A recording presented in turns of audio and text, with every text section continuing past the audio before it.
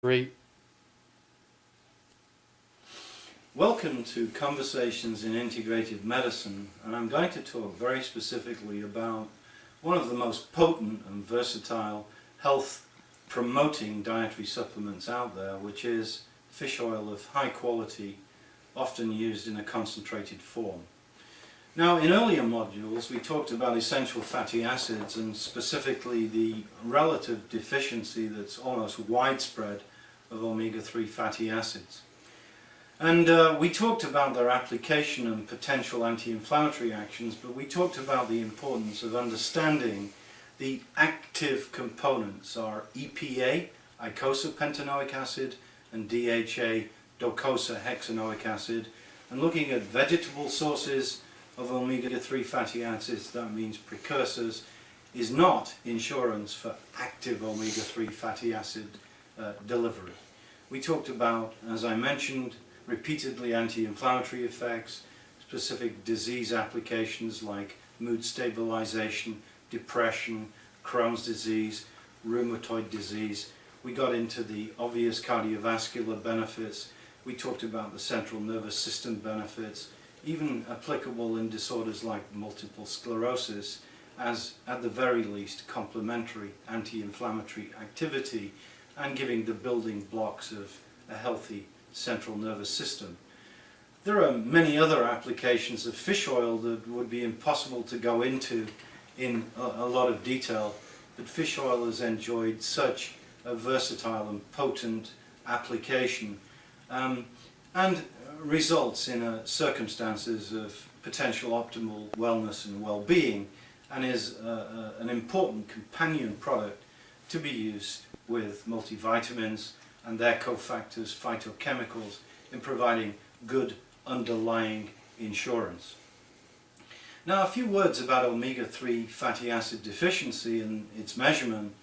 There are all sorts of blood tests touted to measure omega-3 fatty acids, but bear in mind they're dynamic in the way they act in the body. So isolated blood tests of red cell membrane omega-3 fatty acids have to be interpreted in specific contexts and are of arguable value in some circumstances.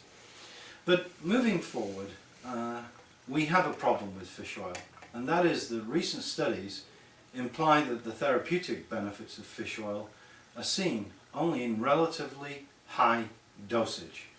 So how do we get something that is relatively unpleasant to taste because of its aesthetic qualities, let alone its side effects in high dosages? How do we deliver it?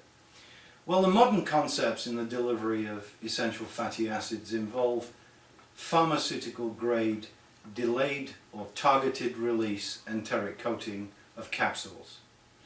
And I've written extensively, and it's been unpopular to some manufacturers of fish oil, that, I've stated emphatically that fish oil liquids and regular gel capsules are obsolete.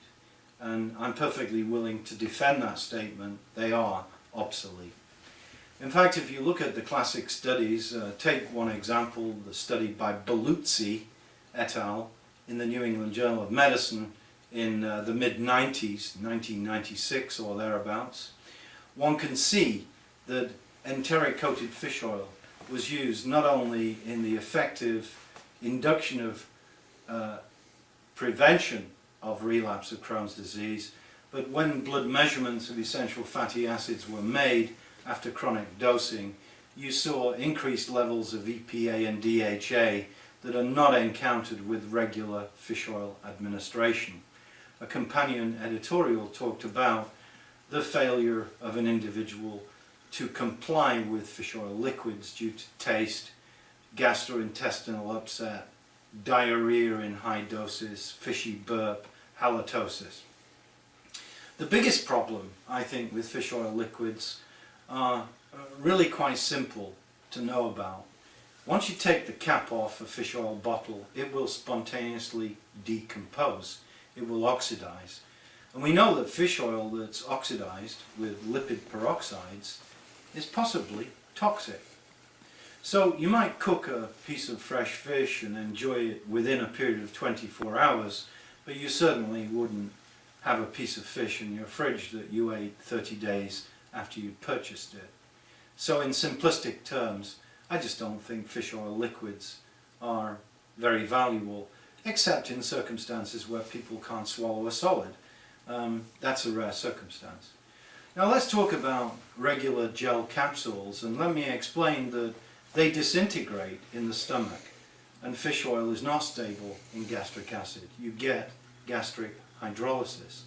So by the time the stomach and its acidic or hostile environment empties the fish oil to its site of absorption in the intestines, you've lost a lot of the active fish oil constituents. So if you enteric coat the fish oil and selectively or deliver it beyond the stomach to the small bowel where the capsule opens, you increase the amount of the active fish oil absorbed. And that's what was implied in the Belusi study, but you do it with real advantages. You've got improved patient compliance, better tolerability, the option to give higher dosage, and up to 3 times higher bioavailability of the fish oil. You don't get the bad breath, you don't get the fishy burping, you don't tend to get the diarrhea. And when you look at the equivalence in the amount absorbed, you can see that an enteric coated fish oil capsule is much more cost effective. You're delivering more into the body in order to have the beneficial effect than you can with a regular gel capsule.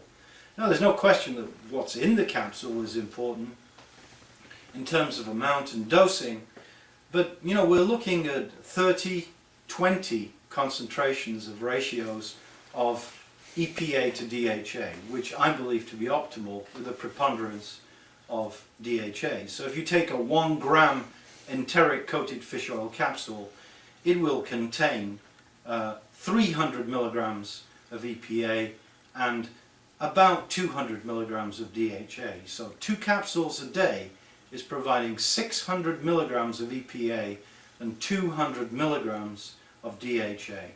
Now it's hard to make a comparison, but you've got to understand that in order to deliver efficiently that amount of active fish oil components, EPA and DHA, you've got to swallow a large volume of fish oil liquid or take several regular gel capsules. So we're looking at concentrated, deodorized, stabilized fish oils that have active EPA and DHA in them and targeting their delivery. So in professional practice there doesn't seem to be any room to be using fish oil liquids or regular gel capsules. The physicians who are using fish oil in a therapeutic context and want patient compliance are using the benefits of enteric coated fish oil. Now these statements have been questioned. People have said ridiculous things like, oh, they enteric coat fish oil because the fish oil they use is suboptimal or bad. Absolute nonsense. This is complete rubbish, and the statements made contrary to the use of fish oil are really merely marketing mumbo jumbo. The fact is that in therapeutic practice people are increasingly applying the technology of enteric coating to deliver more effective, more active, anti-inflammatory and other therapeutic benefits of the active moiety of fish oil, EPA and DHA, to get better patient acceptability, tolerance, compliance and cost effectiveness. So I stand very strong on this ground and have debated this at several national meetings and written about this extensively, which is in fact supported by the peer review literature. I thank you for listening about the use of fish oil and its widespread application, and we will certainly return to omega-3 fatty acids in future modules. Again, thank you for listening.